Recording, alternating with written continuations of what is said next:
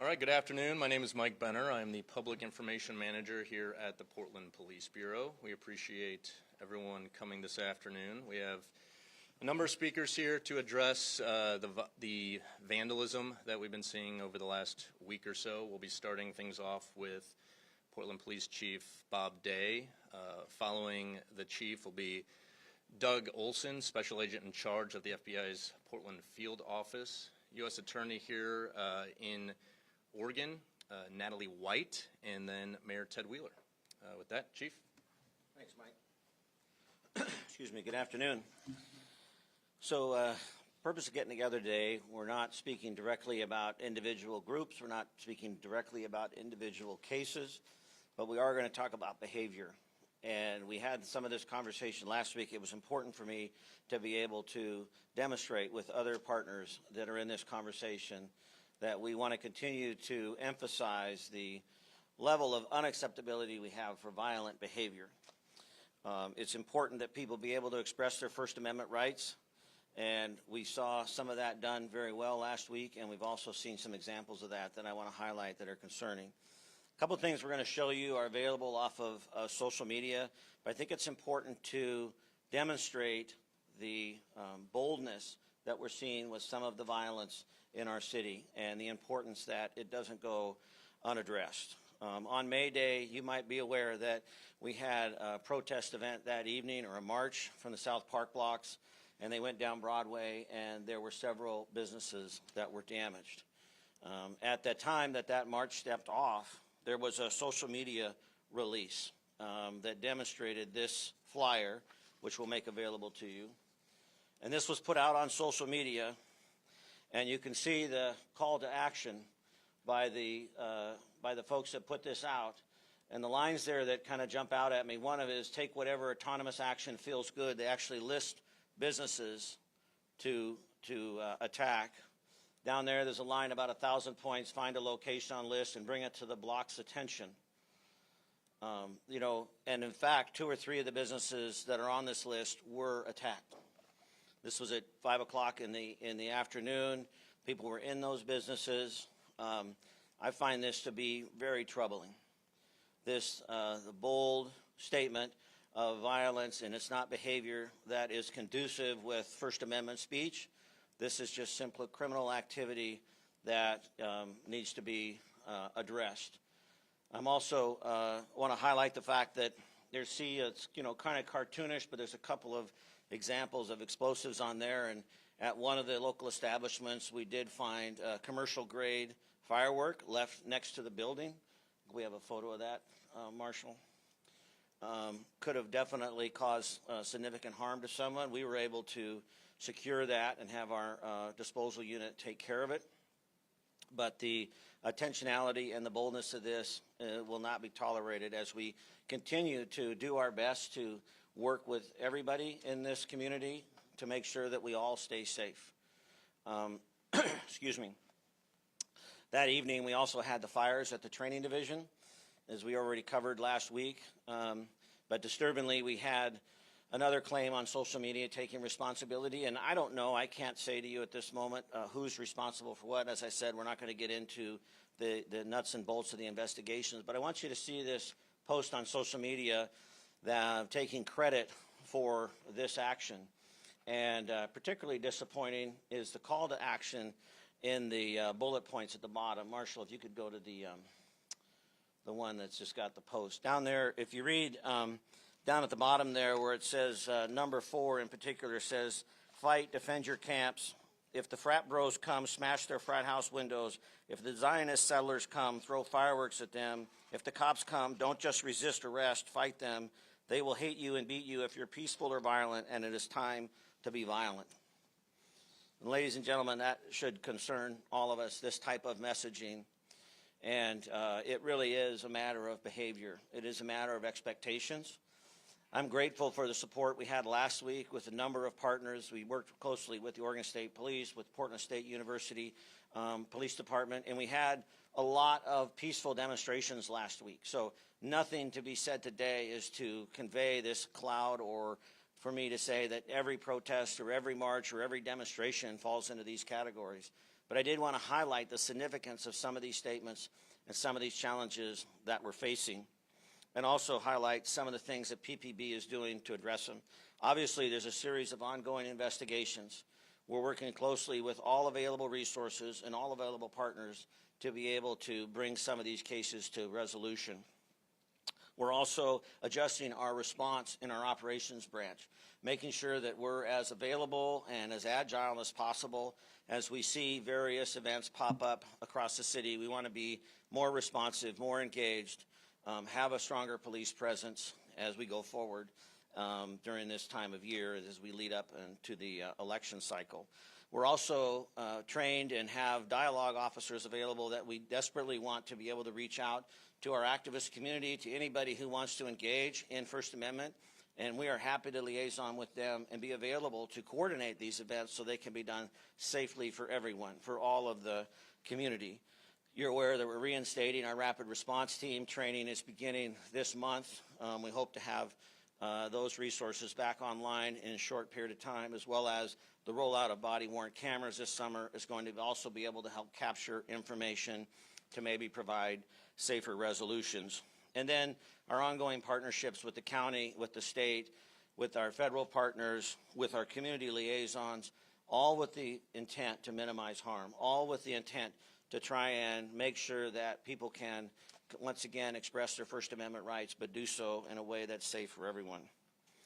I want to close just briefly with a quote from Eric Hoffer's book, True Believer. He says, "Hatred is the most accessible and comprehensible of all the unifying agents. Mass movements can rise and spread without belief in God, but never without a belief in a devil."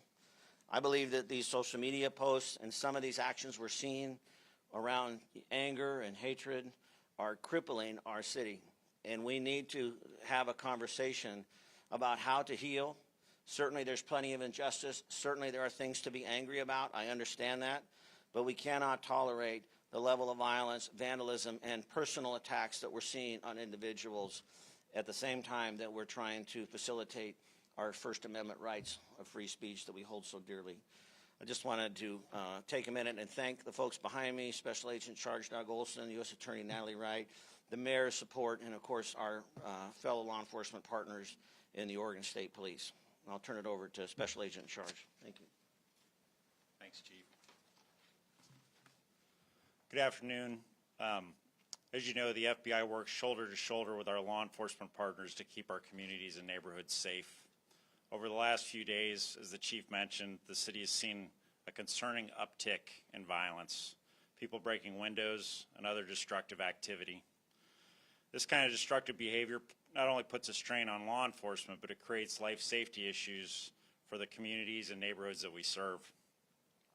Let me be clear, the FBI respects and supports the rights of individuals to peacefully exercise their First Amendment rights, but there is no tolerance when instigators exploit legitimate peaceful protests and violate federal law through violence or other criminal activity.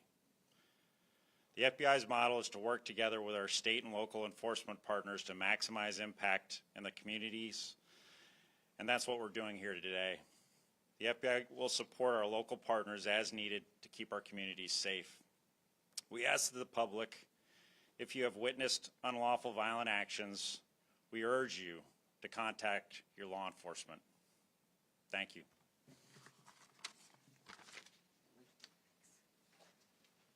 Thanks, Chief. Thanks, Chief, for inviting the U.S. Attorney's Office here today. I'll make this really brief. I want to echo the sentiment of FBI Special Agent in Charge, but I really just want to focus on our partnership. I think it's really important to focus on the partnership that we have throughout our law enforcement communities and throughout our public service communities.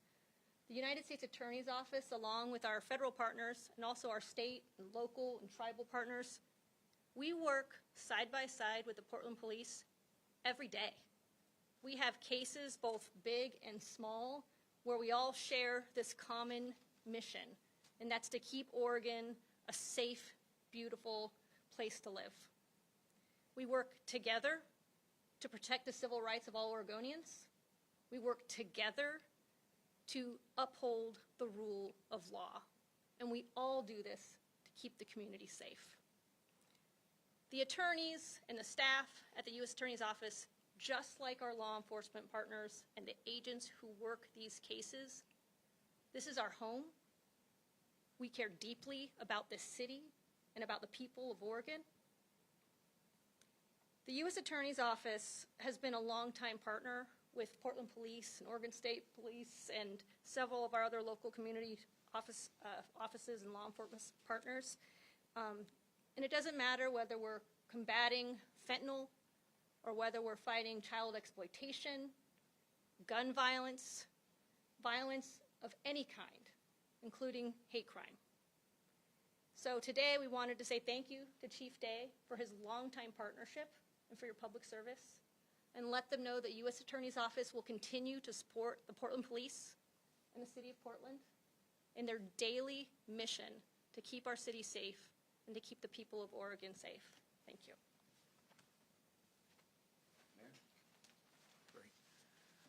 First of all, I want to say how appreciative I am to be able to stand here with the U.S. Attorney, the Special Agent in Charge, the Police Chief. I want to thank the State Police for their continued and really exceptional partnership. I'm here today to stand in solidarity with law enforcement and to express my unequivocal support for the full accountability for those who seek to engage in either acts of criminal destruction or violence in our city. We've said it time and time again, it cannot be said enough, that we support people's First Amendment rights, but when people engage in acts of vandalism and violence, that is a crime, and we will hold people accountable because it is unacceptable behavior. The destruction we saw last week, including the arson at the PPB facility, is unacceptable criminal conduct. The ugliness of this behavior is only highlighted by the unconscionable act, in my opinion, of hijacking the First Amendment rights of people who are protesting peacefully, and even the names of others as a guise for senseless vandalism. Whether smashing a business window or terrorizing ordinary people just because they are on site doing their jobs, your behavior shows the community who you are and what you stand for. The community and its leadership are united. That's the one message I really hope comes out of this press conference today. We don't find this behavior acceptable, nor are we going to tolerate it. I want to thank our many law enforcement allies who have demonstrated strong support and partnership in holding people accountable for criminal behavior. I also want to thank my colleagues on the City Council, the County Chair, and the Governor for joining me in speaking out and condemning criminal acts. We all stand together, unified and fully committed to supporting safety and vibrancy in our community. Thank you.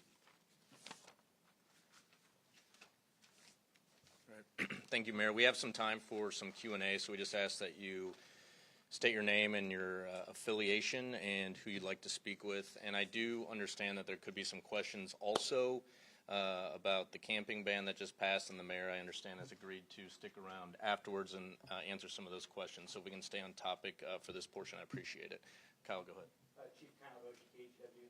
Can you provide any type of update on the arson investigation at Portland Police Training Facility? And also, have you found any connection between what happened there and the demonstration at Portland City campus? Well, Kyle, I can't provide an update because I don't have the update to provide for you. You know, I intentionally try and make sure that our investigators are given the space to be able to do their job effectively, and that also allows me to honestly answer you and say I don't have an update on it. But just know that we're working closely and looking at all incidents, both as individuals and then collective, right? I really don't want to lump anyone in together with any one particular group, because even taking this stuff off of social media, you know, I don't know for a fact who said what and who did what. It's just out there. It's a call to action. And then we see the action happen in the demonstration on May 1st, or we see the cars burned. So it is a tricky, sort of complex environment we're working in. I'm not naive to the fact that there may be some connections, but my direction has been asked to all the investigators to look at these as individual acts, and then, of course, we'll cooperate and communicate and see if there's any connection. But right now, I don't have any of that. Do you have an update, though, on the actual investigation? Just the connection part, you think you tell us about the work that you guys have done to identify people? Not right now. No, I don't have anything new to report on that. Do you have an update on the protesters that you were trying to identify? Have any additional been identified? Are they facing charges? Can you just give us an update on that, please? I know that we're still actively looking for folks. We put flyers out. I don't know if we made any arrests specific to those. 27 out of 31 folks that we took into custody last Thursday were charged by the district attorney's office. So I'm appreciative of that, and those cases are moving forward. And, you know, we continue to be diligent at all these events, looking for people who may or may not have been associated to the events at PSU. And then I know you're not, looping this violence into one specific group, but both of these social media posts reference a group. One references Antifa, and the other references Rachel Corrie's Ghost Brigade. As we get into a contentious election year, I'm just wondering what local and federal authorities are doing, to prepare for possible additional violence like this. Right. So I can tell you that the Portland Police Bureau is working very intentionally with all of our law enforcement partners, both the ones that are standing behind me and those in the region. I'm really encouraged by the support we've had, speaking with Gresham, the Port, Multnomah County Sheriff, et cetera. And so, as I mentioned, then the other things that we're standing up in regards to our rapid response team and just our own mobility. I just want to stress to folks that we are really making an effort to evaluate our tactics, our approaches, staying within our policy, staying within the training and the guidelines expected of us. But we're gonna rely on everyone. This is gonna take all of us as a community, as well as the criminal justice system, to make sure we have a really safe election season.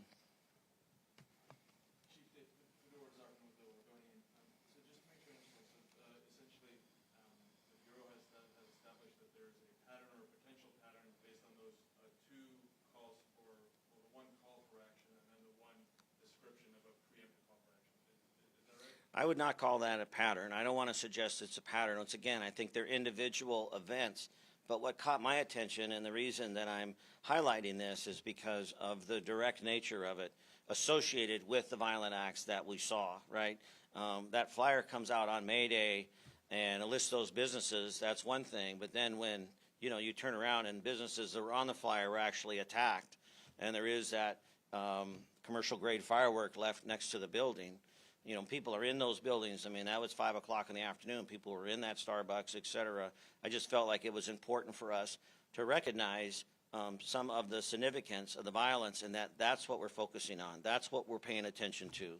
We want people, and the mayor has said this I don't know how many times, we want people to be able to express their First Amendment rights, to be able to march, protest, demonstrate.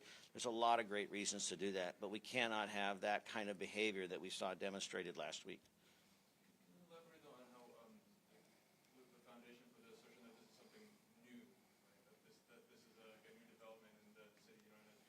Right.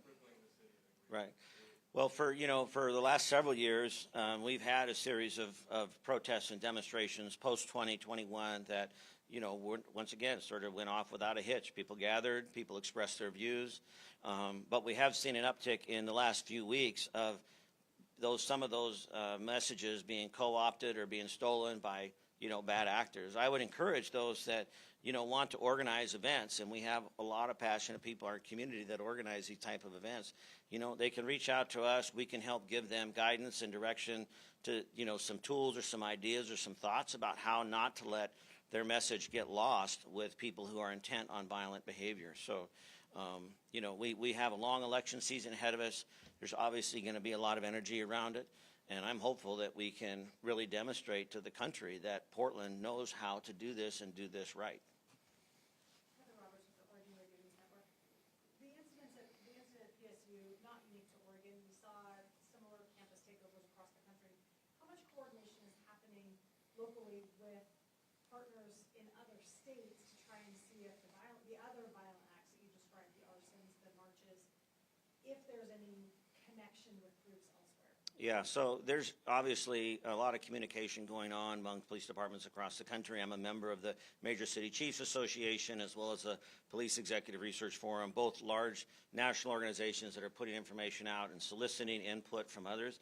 I will say I do want to take a moment and be proud of the fact that I do think last week was a little bit unique. You know, we had the president of Portland State, the district attorney, the mayor and I standing here for a live press conference at 11 o'clock on Monday night, really showing a unified approach to this. And you haven't seen that around the country, at least I haven't. You know, maybe that's happening in other places.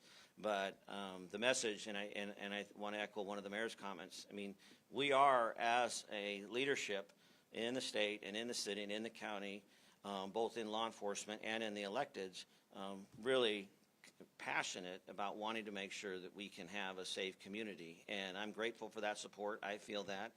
And I'm messaging that to my peers across the country and throughout the Northwest, that I think that's a strategy that can be very effective. And I think it showed last week with the reduced amount of violence that we did have when we ended up taking action, and the success that we're having bring that to a safe resolution. I was just wondering on a chronology question, at 11 p.m. when you had your press conference that Monday, roughly what time do you think that the takeover of the library occurred? So I've always been a little confused on that chronology. You were there at 11 saying I think that the takeover happened earlier on Monday, if I'm not mistaken. I think, but I wouldn't know. I'd have to ask one of the investigators. I don't have a time on that. Yeah, Mike can get that information. Yeah, Mike can get that information. Yeah. So last week we saw state police come in to assist with this situation. Since we saw a protest get out of hand last week, I'm wondering if you have an update on the public order team. Yes, so we had, somewhere north of 70 or so odd members put in for the team, which I was very encouraged to see their interest. We had a vetting process. We've identified the core members of the team. I believe the number's 40. Mike can get to the specifics, but I believe the number's 40. And as I said, they'll begin training this month. We're working in cooperation with the Department of Public Safety Standards and Training and the Oregon State Police to get people up to speed, and we're in the acquisition process. We've got great support from council to get the equipment we need and the funding we need to be able to get the training off the ground, and I'm really hopeful and optimistic about where that's going at this time. And then just to follow up, how equipped was Portland Police to handle the protest last week without this team? And is the goal of this team to eliminate the need for state police to come in and aid? Well, I'm never going to turn down an opportunity from state police to come in and support. I'm very gracious for their partnership. They're just such an excellent professional organization.